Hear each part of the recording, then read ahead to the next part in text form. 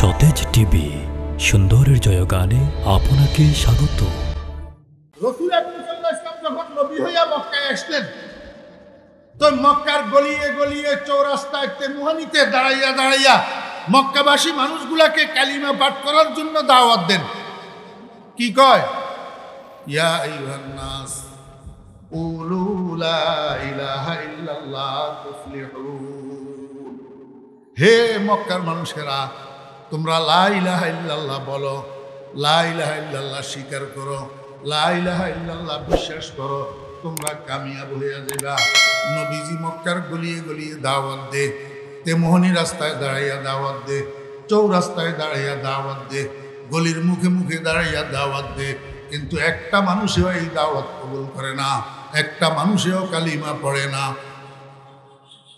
একদিন রাত্রে শোয়ার বিছানায় শুইয়া শুইয়া রহমতুল্লিল আলামিন চিন্তা করে, আমার এই উম্মুমি গাছের দ্বারায় মনে হয় হবে না, একটা মানুষও তো কলমা পড়ে না, এখন খুসুসি গাছ করতে হবে, পার্সোনালি ব্যক্তিগতভাবে দাওয়াত দিতে হবে। তো সর্বপ্রথম কার কাছে এই দাওয়াত নিয়ে যাওয়া যায়? মুহাম্মদুর রাসূলুল্লাহ সাল্লাল্লাহু আলাইহি ওয়াসাল্লামের দিলের মধ্যে আসলো, মক্কার এক সম্ভ্রান্ত বাপের সম্ভ্রান্ত সন্তান আবু বকর ইবনে আবু কুহাফার কাছে যাইয়া সর্বপ্রথম খুসুসি গাছটা করব। রাসূলুল্লাহ সাল্লাল্লাহু আলাইহি ওয়াসাল্লাম রাত্রে সিদ্ধান্ত নিলেন, আগামীকাল সকালে আবু বকরের ঘরে যাবেন আবু বকরকে কালিমার দাওয়াত দেওয়ার জন্য। এদিকে কি হয়েছে? বিকাল বেলায় মক্কার কাফেরের সর্দারেরা কতজন একত্রিত হইয়া গেছে আবু বকরের কাছে, যাইয়া কয়, আবু বকর, আব্দুল্লাহর ছেলে মুহাম্মদ সাল্লাল্লাহু আলাইহি ওয়াসাল্লাম কি জানি একটা নতুন কালিমার দাওয়াত দিতেছে, নতুন ধর্মের দাওয়াত দিতেছে, আমাদের বাপদাদার ধর্ম ছেড়ে দিতে বলতেছে, আমরা এই ব্যাপারে আপনার থেকে একটা বিবৃতি চাই। আবু বকর কয়, সর্দারেরা, এই মুহূর্তে আমি আপনাদেরকে বিবৃতি দিতে পারবো না, কারণ যার কথা আপনারা বলতেছেন তার সম্পর্কে আমি কিছুই জানি না। আমি একটা মানুষ সম্পর্কে না জানিয়া কেমনে বিবৃতি দিই? আপনারা আমাকে একটা রাত্রি সময় দেন, আমি আগামীকাল সকালে মুহাম্মদের কাছে যাব, উনার সাথে আলাপ আলোচনা করব।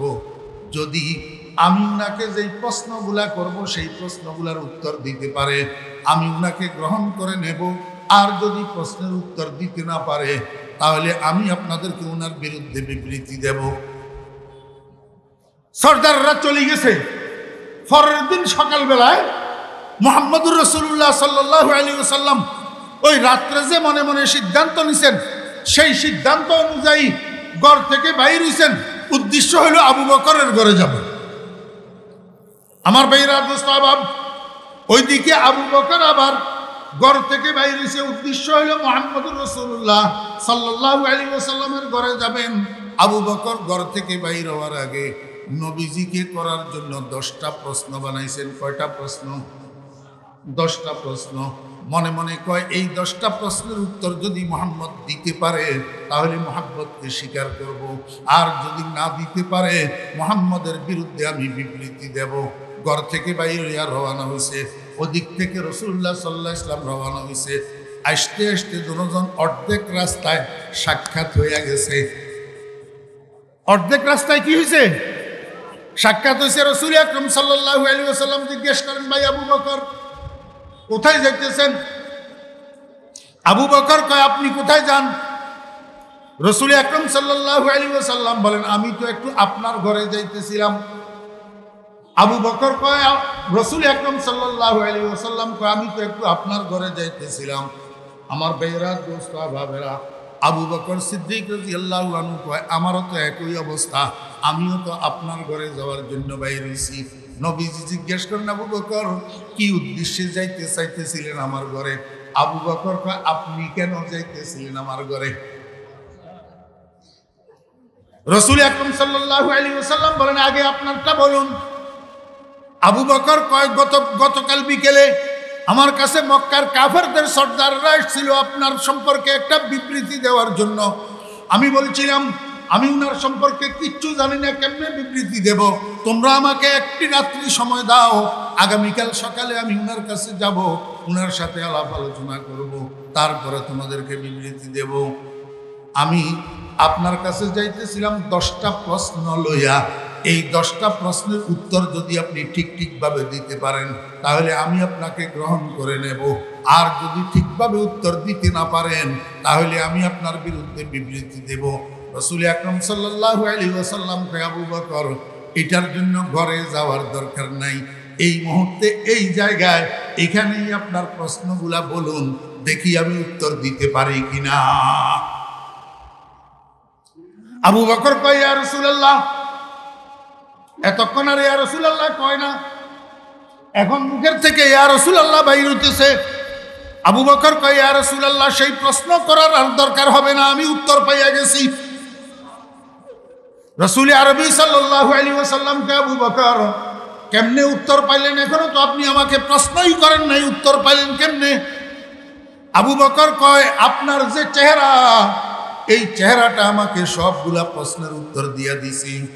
আইলে কায়ে তু জবাবে হর সওয়াল, আইলে কায়ে তু জবাবে হর সওয়াল, মুশকিল আছে তু হাল সওয়া দেবে কিলোকাল।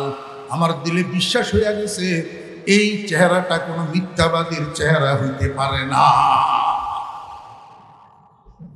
আমার ইয়াকিন হইয়া গেছে এই চেহারার থেকে কোনো মিথ্যা কথা বাইর হইতে পারে না।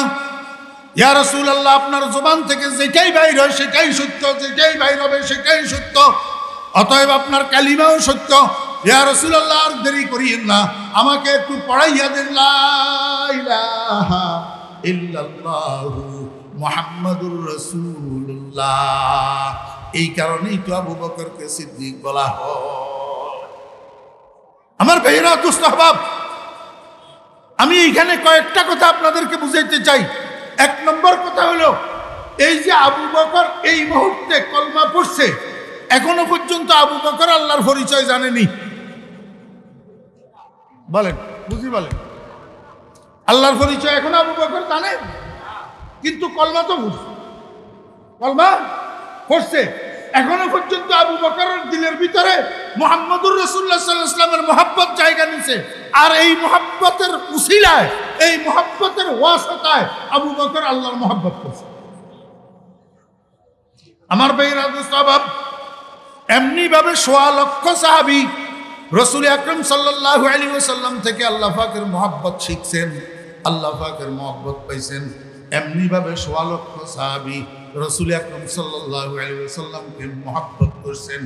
নবীজিকে মহব্বত করনে ওয়ালাদের জামাতের সর্বশ্রেষ্ঠ মহব্বতকারী, সর্বশ্রেষ্ঠ প্রেমী, সর্বশ্রেষ্ঠ বন্ধুর নাম আবু বকর। দুনিয়ায় সদাকত মে তেরা নাম রহেগা, দুনিয়ায় সদাকত মে তেরা নাম রহেগা, सिद्दीक तेरे नाम से इस्लाम रहेगा।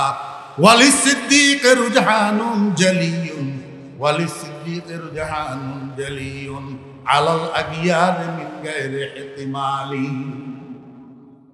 अल्लाहु আকবার। ও ভাইরা, দোস্ত আহবাব, সাহাবায়ে কেরামের মর্যাদা এত বেশি কেন হলো? সাহাবায়ে কেরামের মধ্যে 2টা দামি জিনিস ছিল। সিলেটে এখন সবজির দাম কিরকম? কাঁচা মরিচের কেজি কত? 400-500 টাকা। আমাদের এলাকায় এখনো 600 হয়নি। মোটামুটি কথা, আগের থেকে সবজির দাম বেশি না কম?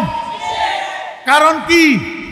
মার্কেটে সবজি শর্ট, মার্কেটে সবজি শর্ট। মার্কেটের মধ্যে মাল যেটা শর্ট পড়ে, মার্কেটে মাল এইটার দাম বাড়ে। এই মাল যেই সওদাগরের কাছে থাকে, সেই সওদাগর রাতারাতি মালদার হয়ে যায়। ঠিক না বেঠি? আল্লাহ পাক রব্বুল আলামিন কয়, দুনিয়ার মানুষেরা, দুনিয়ার মালের মার্কেটের যদি এই অবস্থা হয়, আমার ইবাদতের মার্কেটের অবস্থা এরকম কেন হবে না?